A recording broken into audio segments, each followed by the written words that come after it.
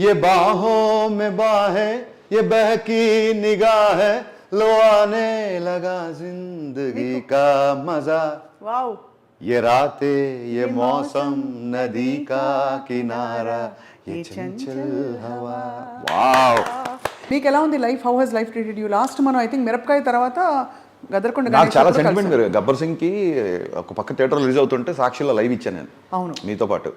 So correct గా మళ్ళీ స్వప్న గారి ఇంటర్వ్యూ అయినసరికి ఇంకా అలలవలే గాలి అలా పరిగెత్తుకుంటూ వచ్చాను అనమాట. అవును. సో నేను పెద్ద ఇంట్రొడక్షన్ రాసుకొచ్చాను. ప్లీజ్ చెప్పకపోతే నేను బాగుంటుంది చెప్పండి కదా. ఇప్పుడు నా ముందు అంటే షాక్ తో షేక్ చేశారు ఇలాంటివన్నీ. ప్లీజ్ అయ్యో పొగడతలకి ఎప్పుడు షాక్ తో ఇండస్ట్రీని షేక్ చేశారు. లేదు ఎక్కువ నేను షేక్ అయ్యా యాక్చువల్గా. అదే అడాప్టేషన్స్ తో రీమేక్స్ తో మరొకసారి థ్రిల్ చేశారు. కానీ ఏదేమైనా సరే ఇప్పుడు దూసుకెళ్ళిపోతున్న హరీష్ శంకర్ ఈసారి రికార్డ్ బ్రేక్ చేస్తారు. తదాస్తు డెఫినెట్గా అండి. ఈ సినిమా చాలా బాగా వచ్చింది. అండ్ నేను కూడా ఉస్తాద్ భగత్ సింగ్ చేస్తూ కళ్యాణ్ గారు పాలిటిక్స్లోకి వెళ్ళిపోయేసరికి అయ్యో సినిమా లేట్ అయిపోతుంది అన్నప్పుడు టపక్కున ఈ సినిమా చేయాల్సిన సమయం సందర్భం అన్నీ కలిసి వచ్చాయి. సో ఫస్ట్ సినిమా దర్శకుడు ఎంత ఎక్సైటింగ్ ఉంటాడో మనకి చాలా రోజుల తర్వాత సినిమా రిలీజ్ ఉంది కాబట్టి ఐఎమ్ మోర్ ఎక్సైటెడ్. మీరు of course your writer, your an actor, multifaceted. But ఎప్పుడు మధ్యలో దర్శకుడికి ప్రెషర్ ఉంటుంది కదా హరీష్ గారు, ఏం చేశారు ఈ మధ్యలో? అంటే ఎలా మిమ్మల్ని మీరు సమాధానపరుచుకున్నారు? పుస్తకాలు విపరీతంగా పుస్తకాలు చదవడం, ఇలాంటి ఆపాత మధురాలు పాటలు వినడం, బాగా బోర్ కొడితే మీ రా మూవీస్ని చూడడం.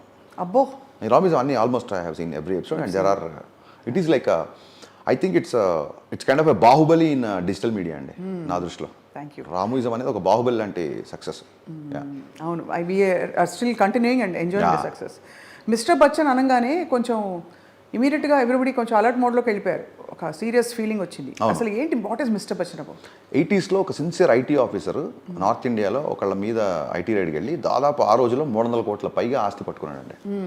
అంటే ఇమాజిన్ జూబ్లీస్లో ఒక 100లో 1000లో గజమో ఎకరమో ఉండే రోజుల్లో అతనికి లక్షల్లో లంచం ఇచ్చినా సరే అతను వంగలేదు. అన్నిటికంటే ఎక్కువ ఇంపార్టెంట్ నాకు అంటే బాగా నేను అట్రాక్ట్ అయిన విషయం ఏంటంటే హానెస్టీ, హీరోయిజం అండి ఇందులో. ఆ హీరోకు ఉండే నిజాయితీ అతని హీరోయిజం ఇందులో. అతను ఒక 100 మందిని కొట్టడమో సోమోలేయడం అలా కాకుండా బేసిక్గా మ్యాండేటరీ అవ్వాలి. హానెస్టీ అనేది అందరం నిజాయితీ ఉండాలని మ్యాండేటరీ అవ్వాలి. కానీ ఎవడన్నా ఒక చోట హానెస్టీ ఉంటాడు మన హీరోలా కనబడుతున్నాడు. కరెక్ట్. అంటే మనం ఎలాంటి మానవతా విలువలో బతుకుతున్నాం, ఎలాంటి సొసైటీలో బతుకుతున్నాం అంటే ఎవడన్నా తాగకపోతే ఏ తాగట్లేదా అని చెప్పి విచిత్రంగా చూడడం, ఎవడన్నా హానెస్ట్గా ఉంటారే అబ్బాయి చాలా హానెస్ట్ అతను హీరో అన్నట్టుగా చూడడం. అంటే మోరర్లెస్ ఇలాంటి టైంలో ఈ సినిమా కరెక్ట్ అనేది నా ఫీలింగ్. మామూలుగా అందరికీ ఒక్కొక్క ఇలాంటి కథలు చెప్పాలని ఉంటుంది. ఇప్పుడు నన్ను అడిగితే లైక్ సోషల్ ఫ్యాంటసీస్ చాలా. మిమ్మల్ని అడిగితే మీకు ఇష్టమైన కథలు ఏంటి? ఇప్పుడు నేను అన్ని నా సినిమాలు వరుస పెట్టి తీయడానికి ఇలాంటి కథలు చెప్తానండి. మా నాన్న తెలుగు మాస్టర్ కొడుకుగా నేను పుస్తకాలు చదివి నేను ఇండస్ట్రీకి వచ్చింది ఒక చలం మైదానాన్ని సినిమా తీద్దామని, ఒక ఎండమూరి వేదనాథ్ ప్రేమ సినిమా తీద్దామని. ఇలాంటి ఈస్టిక్స్తోనే ఒక ఇడియట్ అమ్మాన తమిళమ్మాయి ఒక అగ్రెసివ్గా యాటిట్యూడ్తో అప్పుడే ఇండస్ట్రీకి యాటిట్యూడ్ని పరిచయం చేసిన రవితేజ్ గారు, కమిషనర్ల కూతురులకి మొగుళ్ళు రారా లాంటి డైలాగులు చెప్తూ రెబల్గా ఉండే రవితేజ్ గారితో షాక్ అని చెప్పి, వేటూరి గారితో మధురం అని చెప్పి ఒక సినిమా తీస్తే 3.5 సంవత్సరాలు ఇంట్లో కూర్చోబెట్టారండి. సో ఇమీడియట్గా మిరపకాయ అన్నాను, బ్లాక్ బాస్టర్. తర్వాత గబ్బర్ సింగ్ అన్నాను, బ్లాక్ బాస్టర్. సో ఏంటంటే మనకు ఎంత నాలెడ్జ్ వచ్చు. చాలామంది అడుగుతుంటారు మీతో బయట మాట్లాడినప్పుడు యూ స్పీక్ లైక్ ఒక మేధావిలా మాట్లాడుతుంటారు, లేకపోతే ఇంకోలాగా మాట్లాడుతుంటారు. మరి ఏంటి మీ సినిమాలు మళ్ళీ ఆ ఫైట్లు ఏంటి, ఆ డాన్స్లు ఏంటి, ఆ ఐటమ్ సాంగ్స్ ఏంటి? మీరే ఒక ఐటమ్ సాంగ్స్ పెద్ద గొడవ చేశారు కదా. సరే గతం కదా, అది ఎలా మళ్ళీ చేస్తాను ఇప్పుడు. నేను గొడవ పెట్టుకోవడానికి మళ్ళీ రెడీ కదా, మీరు కూడా గొడవ. అంతేగా. సో ఇవి ఏంటంటే మీకేం తెలిసినది ఇంపార్టెంట్ కాదండి, ఎవరికి మీరు డెలివరీ చేస్తున్నారు. బట్ అది ఆర్జీవి గారి స్కూల్కే విరుద్ధం కదా. ఇప్పుడు ఆర్జీవి గారి స్కూల్లో అందరు జనాలు రూల్ ఏముందండి? అలా అంటే మీరు దాదాపు ఆర్జీవి స్కూల్ అంటే it's not depth film. RGV is beyond directors అండి. సినిమా కంటే కూడా RGV for me now is a philosopher. Cinema దర్శకుడిగా మొదలైన ఆయన జీవితం ఫిలాసఫర్గా వెళుతోంది. నెక్స్ట్ ఎక్కడికి వెళ్తే తెలియదు. ఎందుకంటే he himself board of many times. తనకి ఏదైనా ఎక్కువ ఏం చేసి ఆయనకి బోర్ కొట్టేస్తుంది. ఆర్జీవి గారు అనేవాడు ఆయన అసలు మోడర్న్ గురువు అండి. నేను చెప్తున్నాను కదా, లైక్ ఒక నీషే లాగా, లేకపోతే ఒక ఓషో లాగా. అంటే నీషే ఓషో రైమింగ్ గురించి చెప్పట్లా, కల్ట్ నా ఉద్దేశం నేను చెప్పదలుచుకుంది. ఆ కల్ట్ని మీరు కెలికి మరీ బయటికి తీశారు. ఆ ఘనత మీదే, ఆ మైనింగ్ మీదే. Thank you. కానీ అంటే మీరు అనేది what is your school of telling stories? అంటే జనానికి ఏది కావాలో అది ఇద్దాం. ఎంటర్టైనింగ్ అండి, 100% ఎంటర్టైనర్. మళ్ళీ కామెడీ కాదు, ఓన్లీ కామెడీ మాత్రం కాదు. ఎంటర్టైన్లో కామెడీ ఒక పార్ట్, రొమాన్స్ కూడా ఎంటర్టైన్మెంటే, యాక్షన్, ఒక హీరోకి మధ్య ఒక చిన్న డ్రామా, కాన్ఫ్లిక్ట్, నువ్వెంత అంటే నువ్వెంత అనుకోవడం. నాకు ఎలాంటి సినిమాలు తీయడానికి ఎవ్రీ టైం అప్డేట్ అవుతుంటామండి. బట్ ఎలాంటి సినిమాలు తీయనో మట్టు ఖచ్చితంగా చెప్పగలుగుతాను. వాస్తవికతగా అద్దం పడుతూ సహజత్వానికి దగ్గరగా ఇలాంటి పదాలు నా సినిమాల్లో ఎప్పుడు ఉండవు. నా సినిమా గురించి ఏ రివ్యూలు ఉండకూడదు అనుకుంటాను. వాస్తవాన్ని మర్చిపోయి జనాలు సినిమా ప్రపంచంలో ఒక 2.5 గంటలు వాడి బాధలు, వాడి టెన్షన్స్, వాడి ప్రెషర్స్ అన్నీ టికెట్ చింపికానే అవి అలా చిరిగిపోయి థియేటర్లోకి వచ్చి కూర్చొని 2.5 గంటలు హరీష్ శంకర్ అనే ఒక ప్రపంచంలో నవ్వుకోనో ఎంటర్టైన్ అయ్యో బయటికి వెళ్ళాక ఉండాలి అనేది నా, మీ దృష్టిలో బయటికి వెళ్ళేలా ఉండాలని నా ఫీలింగ్. చాలా బాగుంది వినడానికి. మీ దృష్టిలో ఏది బిగ్గెస్ట్ స్ట్రెస్ బస్టర్, పాట, కామెడీయా, ఆర్ట్ అండి. ఆర్ట్. కాళిదాస్ చెప్పినట్టు అరసికేసు కవిత్వ నివేదనం శిరసి మాలిక మాలిక మాలిక అన్నట్టుగా పోయిటరీ అవ్వచ్చు, సాంగ్స్ అవ్వచ్చు, రొమాన్స్ అవ్వచ్చు, హ్యూమర్ అవ్వచ్చు, ఆలోచింపజేసే విధానం అవ్వచ్చు, ఏదైనా సరే ఎనీ ఆర్ట్. ఒక మంచి కోట్ ఉందండి, art should comfort the disturb or disturb the comfort. ఆహా, మళ్ళీ చెప్పండి. Art should comfort the disturbed. ఎవడైతే డిస్టర్బ్గా ఉన్నాడో మన ఆర్ట్ కంఫర్ట్ చేయాలి. ఎవడైతే కంఫర్ట్గా ఉన్నాడో ఆయన డిస్టర్బ్ కూడా చేయాలి ఆర్ట్. కంఫర్ట్గా పొద్దున్న లేచి పొద్దున్న ఇడ్లీ, మధ్యాహ్నం పప్పనం, సాయంత్రం పెరగనం, మధ్యాహ్నం సాయంకాలం ఈవినింగ్ బజ్జీలు పునుగులు తినేసి చాలా లైఫ్ అని చెప్పి పడుకునేవాడు కంఫర్ట్గా ఉన్నవాడితో ఒక సినిమా డిస్టర్బ్ చేయాలి, ఒక పాట అలజడి సృష్టించాలి. So that I prefer, that kind of art I want to create అండి.